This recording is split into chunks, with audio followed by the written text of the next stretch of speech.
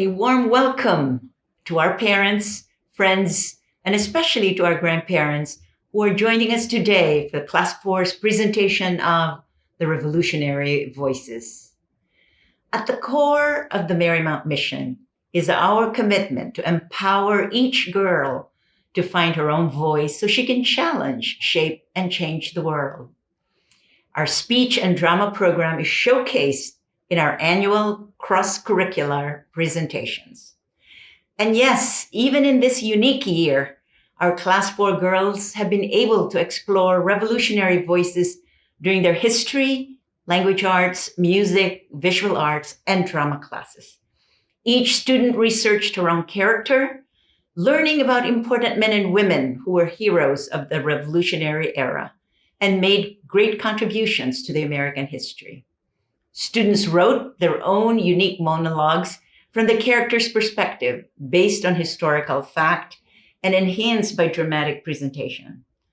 You will get a chance to see the visual and performing arts program in action through their beautiful character self-portraits, song, dance, and strong public speaking skills. Revolutionary Voices is the second of 6 interdisciplinary units during their years in the lower middle and the upper middle school. It is designed to keep our students' voices strong so they can communicate effectively with confidence and joy. I am so proud of each and every one of our girls and their excellent work. So sit back and relax. Let the show begin.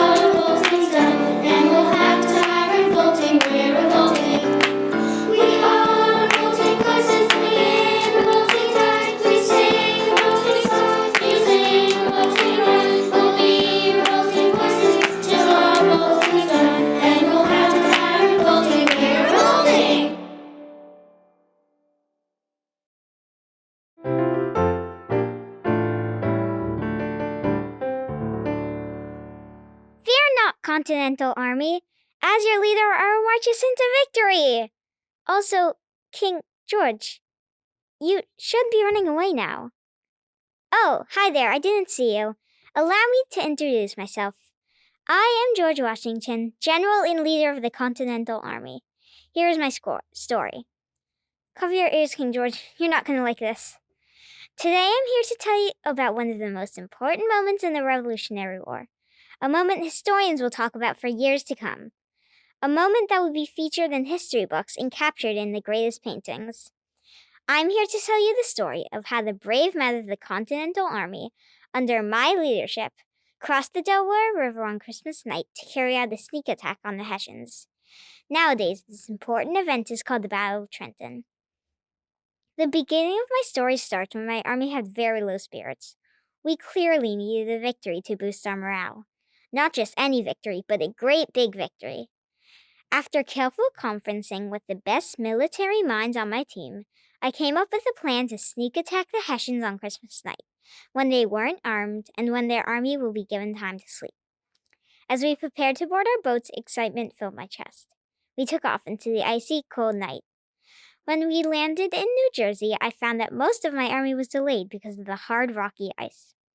As I waited for my army to arrive, I thought of our battle plans and envisioned a monumental victory for the Continental Army. After my army regrouped and prepared to attack the Hessian camp, I felt a sense of victory tugging at my heart, and with that, we ran into battle. As the Hessians surrendered and retreated, our spirits were raised. We had just won a battle. This was the victory we needed. Pride, honor, and accomplishment overwhelmed me as we made our way back to Pennsylvania. While this was just one small moment in a great fight for independence, we still haven't won the war. But I promised you it ends well for us. God bless America, home of freedom and land of the brave.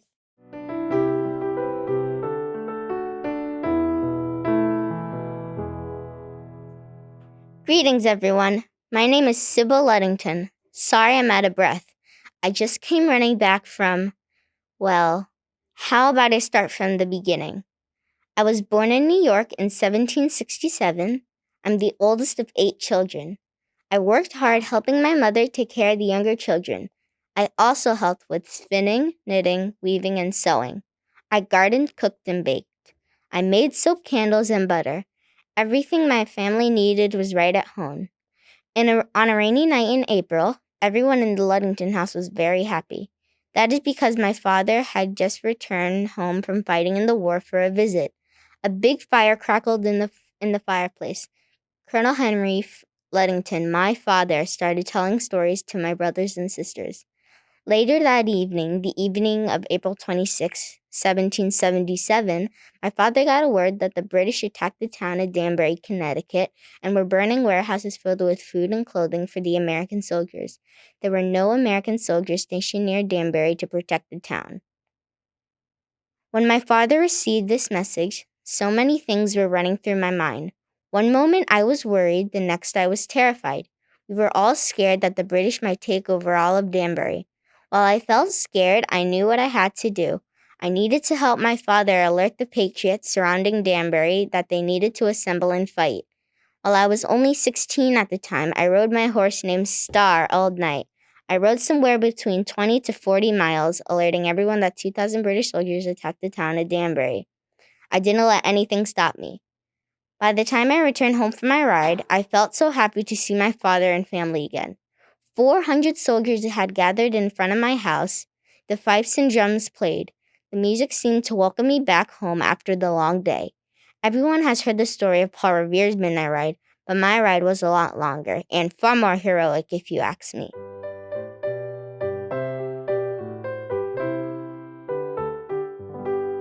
Gentlemen might cry, peace, peace, but there is no peace. The war has actually begun. The next gale that sweeps from the north will bring to our ears the clash of resounding arms. Our brethren are already in the field. Why stand we here idle? Is life so dear or peace so sweet as to be purchased at the price of chains and slavery? Forbid it, Almighty God. I know not what course others may take, but as for me, give me liberty or give me death. Hello, my name is Patrick Henry. Yes, I'm the Patrick Henry that proclaimed the immortal words, give me liberty or give me death. I am here today in front of this crowd because you all know my words, but do you really know me? I was born in Havner Country, Virginia, and was homeschooled for most of my life. Later on, I went to Williamsburg to see if I would pass as a lawyer. The best lawyers in all of Virginia questioned me for hours. Apparently, they did not like my clothes. I thought I dressed my finest. Apparently not. Great news! I was accepted to practice law. At first, I had small cases. My first big case was the Parsons cause. During this big trial, I fought for the colonial taxpayers, so they wouldn't have to give so much money to the Church of England, and I won! As a lawyer, I developed a reputation for being a powerful and persuasive speaker. I was elected to the House of Burgesses because of my successful career as a lawyer. I represented the state of Virginia at the First and Second Continental Congress. At the Second Continental Congress, I said we waited long enough and we must prepare for war. Other members of the Congress hoped we could still settle things peacefully. A fierce debate followed. No surprise, I was outspoken and rallied members to fight. We had no other options at this point. Words from my speech urged the colonists to revolt from England. Right after my famous "Give me liberty or give me death" speech, Americans are fired up to fight for independence. In conclusion, I would say my career as a lawyer and politician was a successful one. I'm afraid it's time for me to go. That's all for now. Farewell. Your subjects hope, dread sire, the crown upon your brows may flourish long, and that your arm may in your God be strong. O may your scepter numerous nations sway, rule thou with love and readiness obey. O how shall we the British king reward? Rule thou in peace, our father and our lord. Oh, excuse me, where are my manners? Hello, my name is Phyllis Sweetly, and that was my most recent poem praising King George III for the repeal of the Stamp Act. Poetry is my passion. You may find it hard to believe that I once had to defend myself in a court of law in order to prove to disbelieving colonists that I was the author of my own work. But I'm getting ahead of myself. You may be asking, how did I get here? I was born in West Coast Africa in 1753, enslaved to Susanna and John Wheatley. I was determined to read and write. The Wheatleys taught me how to read and write, and I fell in love with poetry. I started writing my own poems, and I just could not stop. With the help of Miss Wheatley, I was able to share my poems with the community. People started reading my poems, and they loved them, but a group of disbelieving white men thought I was lying, which I wasn't, about writing my poems, and so they brought me to courthouse in 1772. When I got to courthouse, I was determined to prove them wrong and share the truth. I, Phyllis Wheatley, wrote these poems. I had to recite Greek verbs and a poem by my inspiration author, John Milton. While I was able to share the truth in my story, some publishers did not want to publish my poems. I was sad when I heard the news, but I was determined to be a published author. I believe in the power of poetry, and I know my words will change the world. During my career, I wrote a poem for George Washington, and I got to meet him. He invited me to his headquarters in Cambridge. It was a moment I will never forget. Farewell. I'm off to finish my latest book of poems. We hold these truths to be self-evident that all men are created equal. Pardon me, I did not see you there. I was just writing the Declaration of Independence. Maybe you've heard of it? It's arguably the most influential document in American history, or even world history. Before I tell you that story, I should introduce myself. Hello, I'm Thomas Jefferson. Yes, I was the third president of the United States and author of the Declaration of Independence, but I did so much more than that, trust me. Before I go into detail about writing the Declaration of Independence, you should get to know me a little better. I was born April 13th, 1743. I have 7 siblings, and as you probably guessed, it was a pretty chaotic house. As a kid, I loved to read, not that there was much quiet to read in. At age 9, I was sent to boarding school to study Greek, Latin, and French. I eventually went to the College of William and Mary. During my time there, I studied science, math, literature, and history. I later studied law because I felt it helped people understand history, culture, and morality. I'm well known for being the 3rd president of the U.S., but I'm here to tell you a different story. As you probably know, I was chosen to write the Declaration of Independence because I'm a skilled writer. It was an honor to play such a big role in the American Revolution. I started writing the Declaration of Independence in 1763 when King George was taxing us relentlessly.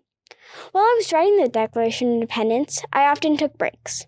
I would get up from my desk to play my violin or drink some tea. Writing the Declaration of Independence was an intense, thrilling process. While I finished the writing in about 2 weeks, it was a monumental undertaking. I and 2 other luminaries were called on to lay at the startings of our country's justification for throwing off the shackles of the English monarchy. For such an undertaking, I called on my friends and fellow members of the Continental Congress, Benjamin Franklin and John Adams, to edit my first draft of the Declaration. When we finally finished editing this document, it felt like the weight of the world was lifted off my shoulders.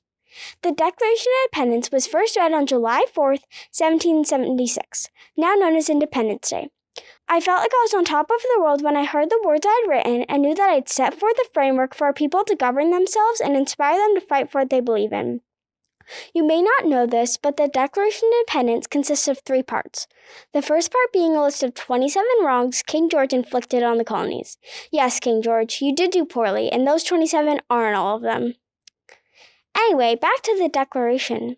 The second part explained how we would govern our new nation. I concluded the document by saying the colonies would stand together and fight for our freedom. I did a lot more in my life, but those are stories for another time. For now, I'm off to Monticello.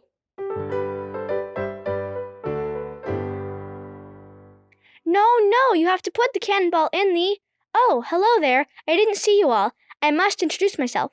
My name is Mary Ludwig Hayes. You may know me as Molly Pitcher. You also may know me as the brave, courageous woman who ran onto a battlefield and risked her life to fight for freedom. Well, that is not all there is to me and my story. Come along with me as we experience my journey together all over again. Well, where to start? Yes. I started off working for a nice family, the Irvines, and liked them very much. They treated me well, but I have to say the pay was a tad faulty. But other than that, I enjoyed my time working for them.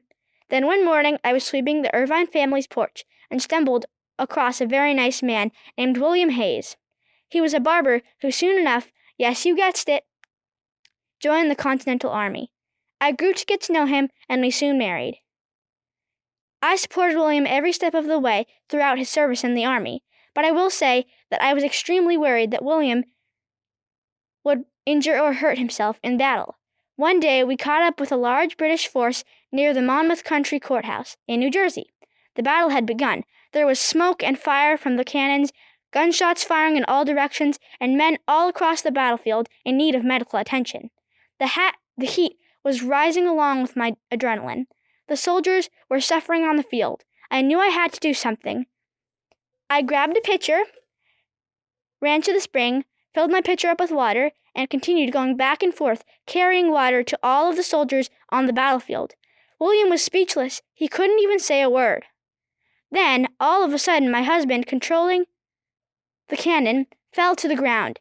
I knew I had to take charge, and so I did. Yes, me, Molly Pitcher, controlled the cannon and saved so many men that day. It felt so nice not being told what to do. I just controlled the cannon my way and made the decision myself. To be honest, it felt like I was a true man. The battle died down, and eventually it ended. I put up a good fight, I know I did. Sometime after the war, General Washington wanted to meet me. He wanted to personally thank me for saving his men. I will never forget being on the battlefield that day, serving my country, and fighting for freedom. And that, folks, is my story. I hope you enjoyed journeying into the past with me. So long, my friends.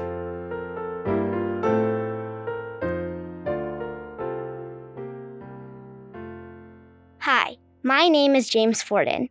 I'm here to tell you how the words of the Declaration of Independence inspired me to fight for freedom, to stand brave and strong in the face of my enemies, and to never give up on my dreams.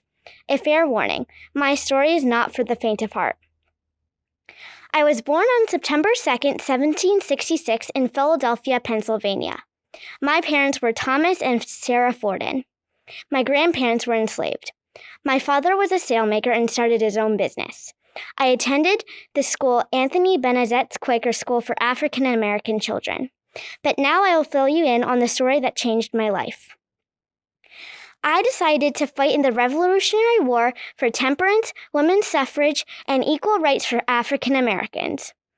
When I was serving on the Royal Lewis, a British Navy ship captured our warship, and I became a prisoner of war. One day, as a prisoner on a ship called the Amphion, I met Captain Baisley and his son Henry. Henry and I both had nothing to do, and as I gazed down at my one blue marble, Henry asked me, "Do you have any more?" I replied, "Yes, I do." We made use of these marbles to pass the time. We played marble games, and soon we became friends. A few days later, Henry asked his father to watch us play. At this point, I had come to know the Baisleys quite well. As Captain Baisley watched us, he seemed to be thinking about something. Captain Baisley decided that he would give me a choice between remaining a prisoner of war and becoming a free man in England. If I chose to be a prisoner of war, I would probably end up being enslaved forever. If I chose freedom, then I would have to leave home and move to England with Henry and fight for their country instead. Captain Baisley said, "Henry and I are quite impressed with you. You are brave and independent, polite and kind. I would like to send you to Britain with Henry. We can do much for you. You will become a wealthy and educated man." I thought about Captain Baisley's words and this choice I had to make for a long time before answering. I thought about what the Declaration of Independence said. It said we had the right to be free and equal. The Declaration of Independence also called us to fight for what we believe in. After thinking about these words and what they meant, I came up with an answer. I decided that I would not take Captain Baisley up on his offer to go to Britain. After I had made this decision, I told Captain Baisley, "Sir, I thank you for your offer, but I have been fighting for my country. I won't betray my country now. I will stay and fight." Captain Baisley looked surprised when I said this, but he agreed to take me off to the HMS Jersey, another ship, where I would continue to be a prisoner of war. But he said he would make sure that the prison commander of the HMS Jersey would remember me when the prisoners were traded. I thanked him and we parted ways. I boarded the HMS Jersey on October 23, 1781. The boat smelled of death, and thousands of prisoners were crammed into dark and dirty spaces. I wondered whether I made the right choice. Later on, I realized I had, because the people I helped, many prisoners and enslaved persons aboard that ship would have died without my help. I was released from the HMS Jersey in April 1782. I was so happy to return to Philadelphia and to continue sailmaking. Through the business my family created and ran, I later became one of the wealthiest and most successful men in Philadelphia. This journey taught me to never give up and to stand up for my country. Long live America!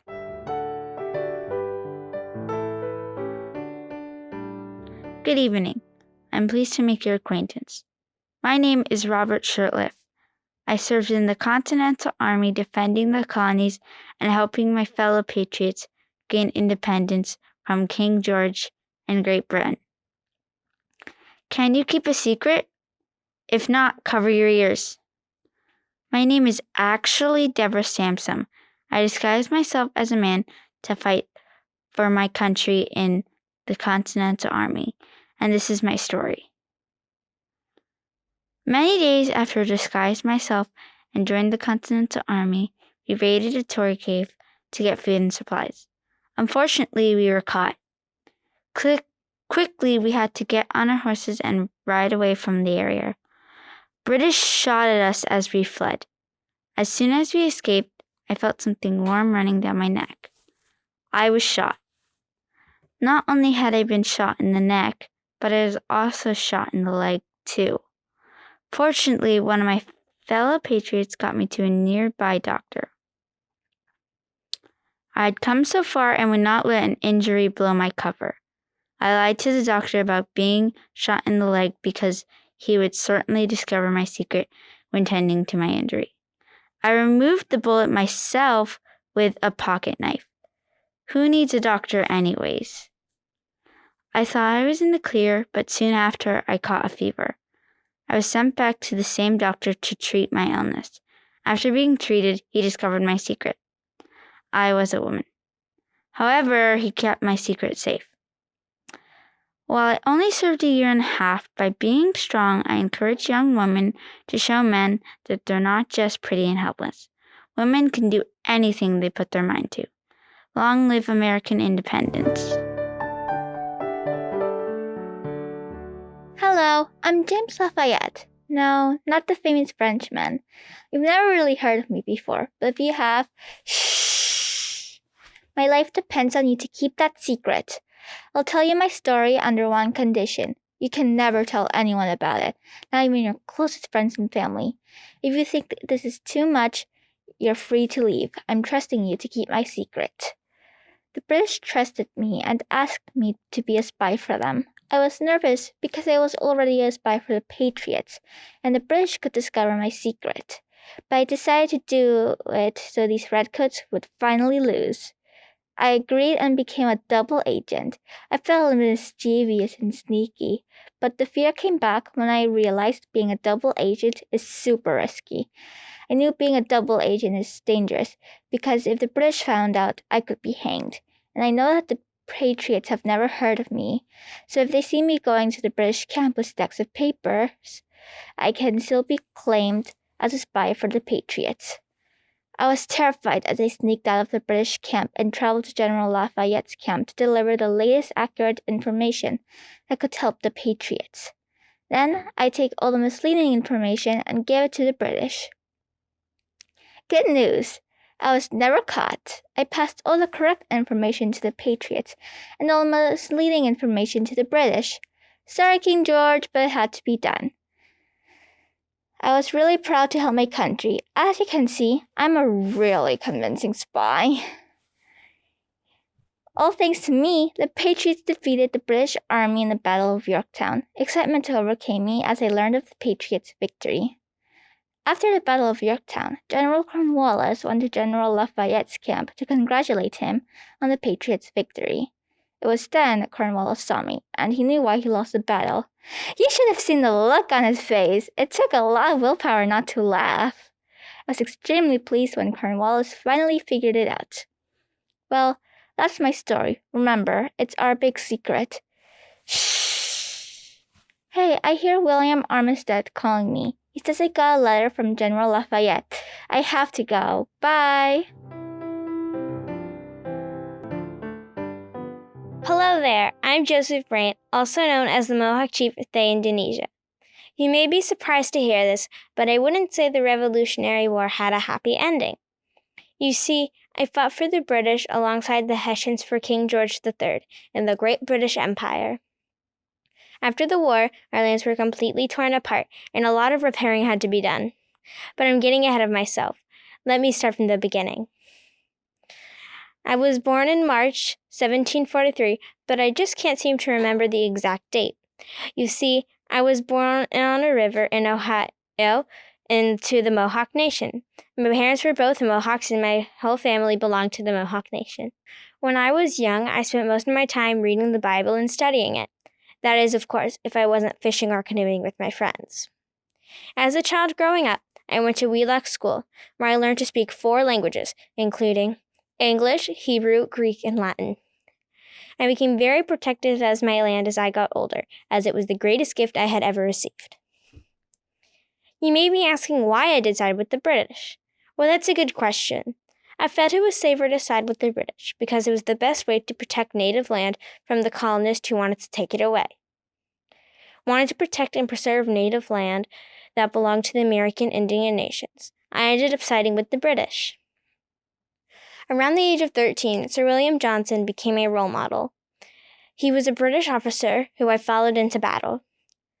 When the British Army needed military support during the French and Indian War, I immediately rushed there and was ready to fight.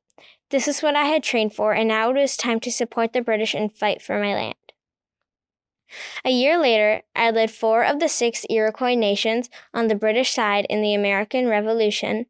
I won a formidable reputation after the raid on the fortified village of Cherry Valley, New York in 1778. I retained my commission in the British Army and was awarded a grant of land on the Grand River in Ontario, where I ruled peacefully over my followers who settled there. After the war, our British lands were torn apart. I was devastated, but I knew I had to be a force for good. I led the peacemaking effort between the victorious Patriots and the American Indian nations. Thanks for listening to my story. I am off now. I hope you see why siding with the British was the best decision for my people and me. Hello. You all may know me as the man who lost the Revolutionary War, or as the man who lost control over the best country there ever was going to be. Yes, you've got it. I am King George III. Okay, so I lost the Revolutionary War to those scoundrels. They call themselves patriots. They turned their backs on me and are traitors. Thanks to their rioting and revolting and non-stop nonsense, I lost this land they call America. But enough about them. This is supposed to be about me. I taxed the colonists because after the French and Indian War, or the 7 Years' War, Great Britain was in a huge amount of debt. So of course I taxed the colonists. Great Britain needed money, and I did not have enough of it to run my kingdom and support Parliament. Okay, everybody, lay off of me for a second. I had the kingdom and myself in my best interest. I needed money to support the Great British Army. If my soldiers were hurt and starving, then we would lose in battle. I couldn't just leave my soldiers to starve, could I? If you think about it, the colonists deserved to be taxed, because I was protecting their land when the French were trying to take it over. So it was way overdue that they repaid me for my kindness. There you go. Now you have it. That's why I taxed the colonists. Are you happy? I soon repealed the tax I called the Stamp Act because the colonists were starting to rebel. But did those colonists really think I was going to stop taxing them altogether? Well, they were so wrong. I was just getting started. Next, my parliament came up with a tax on tea. I was filled with glory and excitement when I heard about the look of shock on the colonists' faces when they learned about the new tea tax. I even went so far as to stop other countries from bringing tea into Boston Harbor. British tea would be the only tea in the colonies. What came next I did not expect. A group of colonists called the Sons of Liberty, disguised as Native Americans, boarded a British ship in Boston Harbor transporting tea, and threw my precious tea overboard into the bottom of the Atlantic Ocean. When I heard of these foolish colonists throwing my precious tea into the ocean, I was enraged. This meant war. As you all know by now, I lost the Revolutionary War. And yes, of course, I know you all would have wanted me to be King of America and England. Twice the power would have been even better for me. Oh wait, am I still talking out loud? I meant it would have been in the best interest of my fellow citizens. In conclusion, I suppose we can agree that taxation without representation was a bad idea. Farewell now, long live the king!